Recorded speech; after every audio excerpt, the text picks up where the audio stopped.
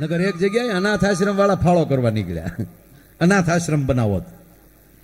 અનાથ આશ્રમ વાળા ફાળો લઈને નીકળે ને ફાળો કરવા, તે એક જણે 2 છોકરા લખાયા. બોલો, એક આલ્યો અમારા 2 દીકરા તમને દીધા. અરે કે ભાઈ પૈસા આપો. અરે કે પણ તમારે અનાથ આશ્રમમાં સંતાનો તો જોશે ને. લે, એને દીકરાને દાન દઈ દીધું. હવે એને દાન ન કહેવાય, આ તો તે ધરાર ઊભું કર્યું કહેવાય. હા, એટલે જીવન અતિ મધુર અને હળવું તો જ રહી શકે, અંદર આનંદ હોય.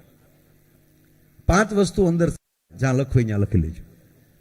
વસ્તુ અંદરથી પોતાની પ્રોડક્ટ છે. મનની પ્રસન્નતા, આનંદ તમારે અંદરથી પણ અંદર જ હક ન હોય.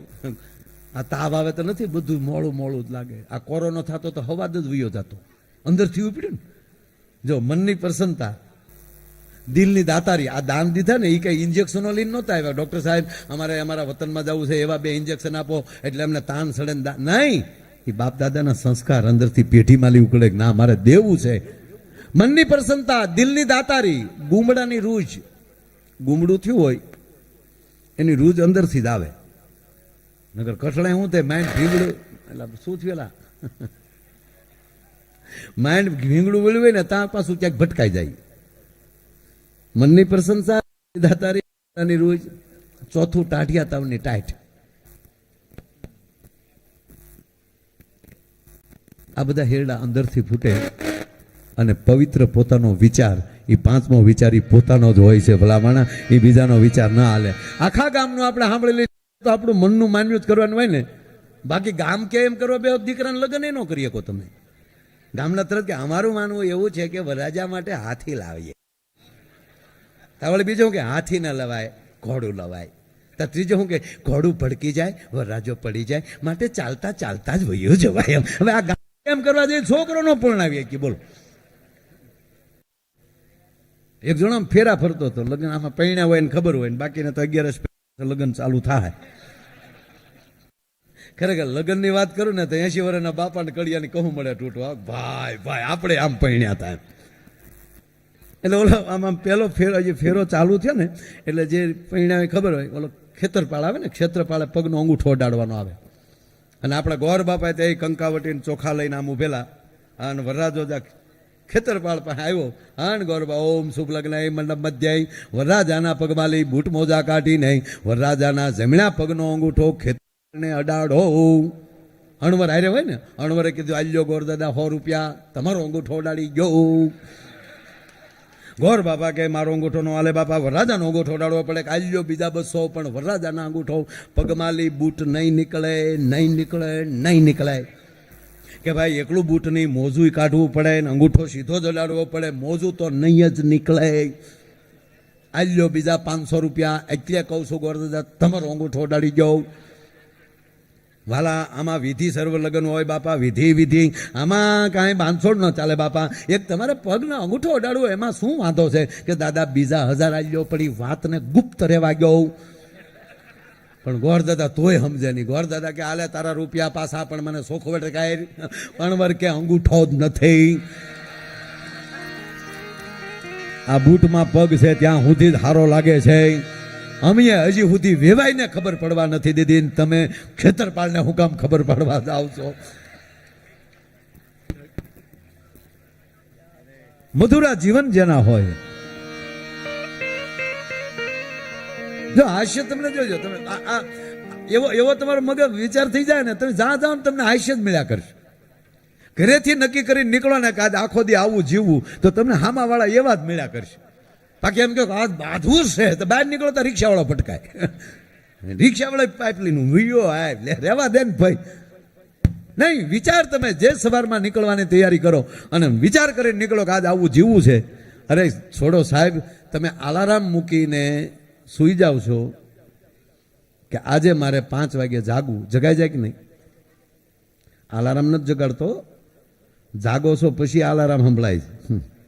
બાકી એવા કયોક હુતા છે કે અલાર્મ વાગીને થાકી જાય તોય ઓલો કે હું દેખાડો થયું, જાગે નહીં. પણ જાગો છો શું કામ? તમે એ મનને કીધું છે કે મારે એટલા વાગે જાગવું છે, એટલે તમે જાગો પછી અલાર્મ સંભળાય છે. સાહેબ વિજ્ઞાન છે ને અલાર્મ બનાવીએ કે જલારામ તો ઈશ્વરની કૃપા હોય તો જ બની શકાય. એમ આપણે જન્મ લઈ શકીએ અને એ પછી જે કાંઈ તાવ તળિયો કાંઈ આવ્યું હોય તો એ વિજ્ઞાન તમને એના માધ્યમથી મેડિકલના માધ્યમથી તમે હાજર રહી શકો, પણ અંદર આત્માની લહેર તો તમારી માં ભગવતી ઉમા અને બહુચરની કૃપા હોય ને તો જ તમે રહી શકો, બાકી ન રહી શકો. એ આનંદની જરૂરી છે. અને એવો આનંદનો હજી મેં કાર્યક્રમ ચાલુ નથી કર્યો. હકીકત હું તો હજી ક્યાં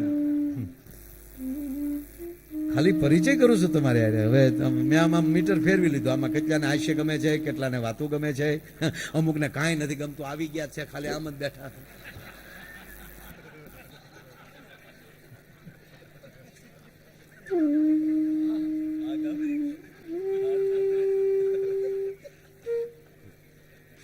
મારા જોયો અમુક કોઈ જોયા કરે, માઇકમાં બરોબર જામતું નથી. આની કરતા ઓલા કલાકારને લાવવા વધારે મજા આવે. તારી ઘરે એને લાવી છે, બીજું આયોજન તો કઈ દીકરા કેટલાનું થાય એ ખબર પડે. ઓલા ભાઈ એટલા આપ્યા ને એ બોલો કંજોસાઈ કરી ગયા. લે એમ કયો એને જે એટલા દેવા ત્યાં દીધા હું એ તો કે અમુક ખરેખર ગામ હોય આ ગમત કોઈ નથી આવું. આજ આમાં કોઈ નથી એવું. આમ કોણ બેઠું જો મને દેખાડજો, કોઈ નથી આવું. આજ અમારા માટે આનંદી છે. બધા ટેસ્ટથી બેઠા ઘડી કરે એવું નાખે થવું.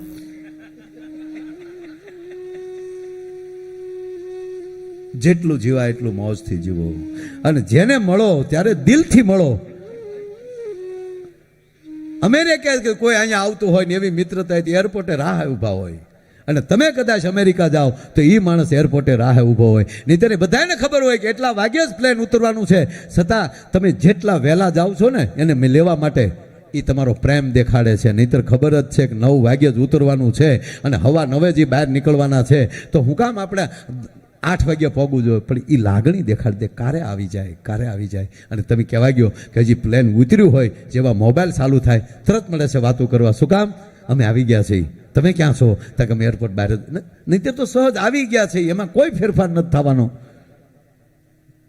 અને પલિયડ ગામનો મેં જે પ્રોગ્રામ ત્યાં કર્યો, સાહેબ કલાકારને પેમેન્ટ તો આપ્યું જ હોય, પણ આ પહેલા ગામના એવા નાગરિકો છે મને કે માયાભાઈ અમે સાંભળ્યું છે કે તમે પણ એક સુંદર હોસ્પિટલ બનાવો છો. તો અમારા પલિયડ ગામ વતી તે દી સાહેબ $2500 એ કે અમે પેમેન્ટ તો તમારું દેવાઈ ગયું પણ આ $2500 અમારા ગામ તરફથી. હું કહું આમાં નામ, મને કે નામ પલિયડ ગામ. આ મને ગમ્યું છું યાર. અને એ હોસ્પિટલમાં તરત મેં પીકે લેરી સાહેબ અમારા સાથે ટ્રસ્ટમાં છે, આપણા સચિવ હતા લેરી સાહેબ, એ અમારે સાથે છે. તરત મેં વાત કરાવી દીધી વડીલ સાથે. મેં કીધું આ પલિયડ ગામના વડીલ અમેરિકાથી તમને અહીંયા આપણી હોસ્પિટલના આવા અમુક, નહીંતર તો પ્રોગ્રામ પૂરો કરીને હમું કહો અમારા આવે કેટલા નક્કી કર્યા કેટલા ભાઈ અમારે ઓછા કરવા પડશે માયા ભાઈ. અરે અમુક તો વૈયા ગયેલાના દાખલા છે. પ્રોગ્રામ પૂરો કરીને અમે હમણાં માટા મારતા હોય આયોજક થાય એ અમને ખબર નથી. અમે તો સાંભળવા વાળા છીએ. વીટીયું વેચી અને ગાડીઓમાં ડીઝલ નાખેલા એવા જ ગામ પટકાણા અમારે કહે એમ ન માનતા કે અમે રોજ ઠેકડા જ કરતા હોય. અરે અમુક ગામમાં તો ભાઈ અમે સાહિત્ય નો કરીએ કે હામાં બોલે આપણે કઈ સોરઠ જરા કઈ જાગો ને. એક જગ્યાએ મેં પ્રોગ્રામમાં ચાલુ કર્યું મોજ મારે મોજ મારે તો એક જણો હાથમાં પોટલી હો મને કે મોજમાં છે ચાલુ રાખો. અરે મેં કે તારી માસી ઈ મોજ નહીં યાર, મોજ માણહાઈ નહીં, મોજ વતન નહીં, મોજ પોતા તણાની. અને એટલે એવી મોજ એટલે હવે કડી લઈ જ લઉં. પણ આજના કાર્યક્રમમાં અમારા જાજા કોઈ કલાકારો છે નહીં. અહીંયા સુમધુર કંઠના માલિક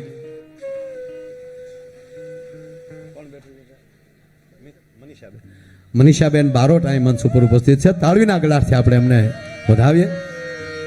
અહીંયા મારે બાજુમાં ગઢવી સાહેબ બેઠા છે, એ વચ્ચે વચ્ચે તમને પણ સંચાલન કરીને વચ્ચે થોડો આનંદ કરાવશે.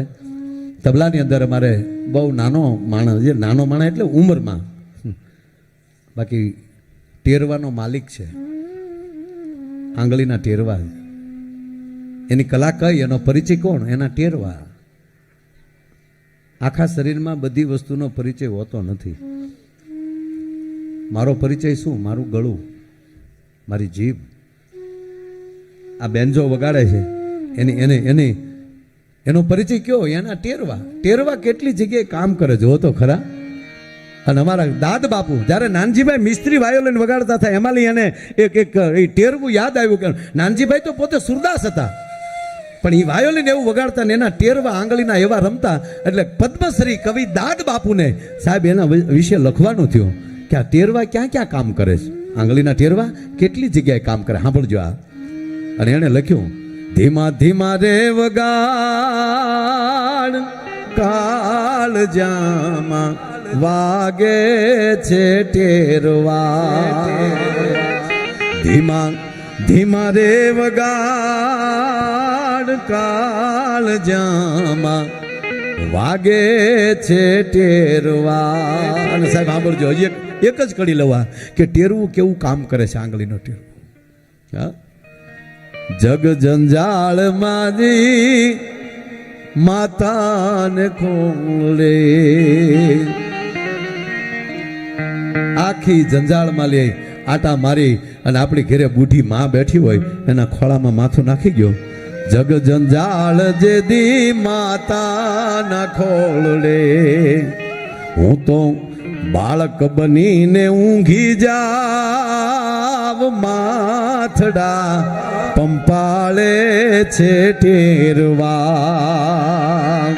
હું જ્યારે બાળક બનીને ઊંઘી જાવ, આ માથડા પંપાળે છે ટેરવા. ગમે એટલા થાક્યા હોય અને ગમે એવડી ઉંમર આપણી હોય અને હજી આપણી માં જીવતી હોય અને માના ખોળામાં માથું નાખી ગયો અને પછી માનો હાથ એના આંગળા આપણા માથાડામાં પંપાળવા મળે ને તો સાહેબ બધી જંજાળમાંથી મુક્ત થઈને આપણે ઊંઘ આવી જાય છે. એમ આ તબલાની અંદર સંગત આપે છે અમારો મુકેશ બારોટ. એને જોરદાર તાળીના ગળાથી મુકેશભાઈ બારોટને આપણે વધાવીએ. અહીંયા બેન્જોની અંદર સંગત આપે છે અમારા વિપુલ મકવાણા, એમણે પણ આપણે તાળીના ગળાથી આપણે વધાવે. મંજીરાની અંદર પાહેર પિત્તળના મંજીરાને વગાડીને હવાશેર હોનાનું કરીને દેખાડી દે. સાહેબ અમારા કલા જગતમાં અઘરામાં અઘરું વાદ્ય હોય ને તો આ મંજીરું જાનની જોખમે વગાડવાનું. ફેર પડ્યો હોય તો ટેરવા તોડી નાખે, ઈથી ફેર પડ્યો હોય તો ટકો તોડી નાખે, ઈથી જો મોજમાં હોય તો બાજુવાળાને તોડી નાખે. અને સતત મહેનત જ કરવાની. આ જેવા તો યોગ કહેવાય. રામદેવ મહારાજથી નો થયો આવે, બાબા યોગ છે, યોગ પુરુષ છે, આપણે પગે લાગીએ પણ આવે મંજીરા વગાડો 5 મિનિટ નો વાગે નહીં બજેગા ને એને આવો નહીં. એની કલા છે. એવા ભૂપતભાઈ મેર અમારા તબલામાં સંગત આપે છે, એને તાળવીના ગળાથી આપણે વધાવો. અને જ્યાં બેઠા છો અમારા શબ્દોને મઢીને તમારા કાન સુધી પહોંચાડે છે એવું સરસ મજાનું જલારામ સાઉન્ડ ને હા જલારામ સાઉન્ડ એમના માલિક હિતેશભાઈ, એમને જોરદાર તાળવીના ગળાથી આપણે એમને વધાવીએ. અને અમને બધાઈને અહીંયા સ્ટેજ ઉપર જેણે ભેગા કર્યા છે એવા વિસ્તારના સફળ ઓર્ગેનાઇઝર એટલે ભાઈ શ્રી સમીરભાઈ પટેલ કડી, એમને જોરદાર તાળીઓના ગળાથી સમીરભાઈને પણ વધાવીએ. કારણ કે કલાકાર ભેગા કરવાની અઘરું છે. જીવતા દેડકા જોખી શકો કલાકાર ભેગા કરી શકો. ત્રાજવો લ્યો અને જીવતો દેડકો એક મૂકો, બીજો લેવા જાવ ને તો ઓલો અંદર પીડી કૂદીને બારું જાય. એ તારીખ અમારે નથી. એટલે આમ દેડકા જેવા નથી અમે. દેડકા જોખવા એટલે અઘરા. હા, આમાં અત્યારે તો બહુ ધ્યાન રાખવું પડે. તરત કલાકારો કે માયાભાઈ કલાકારોને દેડકા કીધા માફી માગો લે. હમણાં એવું બહુ ઉપડ્યું છે. માફીના વીડિયા જે કોરોનામાં આપણને 2 જણા સાંભળતા હોય ભાઈ, તમને મને બધાને. આપણે હારે આજુબાજુ છે ને 2 જણા રહેતા હોય, એક અતિ ગમતા હોય એ રહેતા હોય અને એક ભૂલું ગોતવાવાળા રહેતા હોય. ક્યારે ભૂલમાં આવે ને ગામમાં ભોગવી નાખી, એને તો પાર્સલ કરીને પાછા મોકલી દેવા છે. પણ એવો આખો આજનો રૂડો જ્યારે કાર્યક્રમ છે ત્યારે અમારે સરસ મજાની શરણાઈ વગાડી રહ્યા છે. ફૂટ એવા અમારા બંસીધર સાધુ પોતે બંસી વગાડી રહ્યા છે. તાળીના ગળાથી બંસીધર સાધુને આપણે વધાવો. અને આ ભાઈ વિડીયોની ટીમ ન રહી જાય. આપણે કોની ટીમ છે?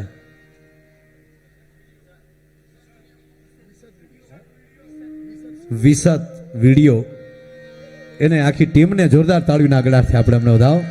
અને આમ તો પોતે જ કલાકારના પોશાકમાં નથી આવ્યા. અમારે ગઈકાલે બહાર જવાનું છે એટલે અત્યારે રાતે એ સાથે આવી ગયા છે. પણ સ્ટેજ ઉપર એક એવડું મોટું નામ બેઠું છે, સાનું મનું બેઠું છે, હતાઈને બેઠું છે.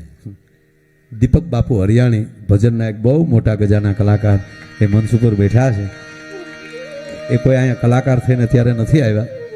અમારે સવારમાં બહાર જવાનું છે એટલે મને કે હું સાંજે જ બી આવું, એ બાને પ્રોગ્રામ સંભળાય એટલે એ પ્રોગ્રામ સાંભળવા આવ્યા છે. સમય વિશે તો જોશું પણ એ પોશાક કલાકારના યુનિફોર્મમાં નથી એમ. હા, એટલે દીપક બાપુને પણ એકવાર તાળીને આગળ, કારણ કે હારા ખરા મહેમાન એ છે. બાકી એને આપણે ફોન કરીએ ને તો એ ઘણું બધું એમાં. બાપુ આભાર. બરોબર, તો હવે હું મનીષાબેનને વિનંતી કરું એને મોજ આવે એવા આપણને ગીતો રજૂ કરે, પછી આગળ આખો હાસ્યનો જ રાઉન્ડ રાખો. આ તો ખાલી મેં કીધું ને કે અમારો પરિચય દેવામાં 2 કલાક થાય, પ્રોગ્રામ કેદી ચાલુ થતા છે એ મજા છે. જેટલી પાયામાં વાર લાગે ને સાહેબ, એટલું જ બિલ્ડિંગની ઉંમર વધતી હોય છે. આવ્યા છીએ ને આમ છે ને તેમ છે ને સાંભળજો ને બેસજો ને ભૈયા નહીં, અહીંથી 2 વાત એવી થાય કે મારો ને તમારો એક પરિચય વધતો જાય. તમે એવડા રૂપિયો તો આપો છો સાહેબ, પણ છતાં એટલો સમય આપો છો. મને ખબર છે કે આજ માણસ પાસે સમય નથી, અને જે વ્યક્તિઓ પોતાના વતન માટે, પોતાની કુળદેવીઓ માટે આવા સમય આપતા હોય ને, હું મા ભગવતીને પ્રાર્થના કરું કે એની ઉત્તરોત્તર પ્રગતિ કઈ સાચી કે બસ એને ચીલે ચીલે એના સંતાનો ચાલે અને એના સંતાનો આની આ સંસ્કૃતિ પકડી રાખે. એ જ ભગવતીને પ્રાર્થના કરીએ અને એવી વાતોના એવો આનંદ કરશો.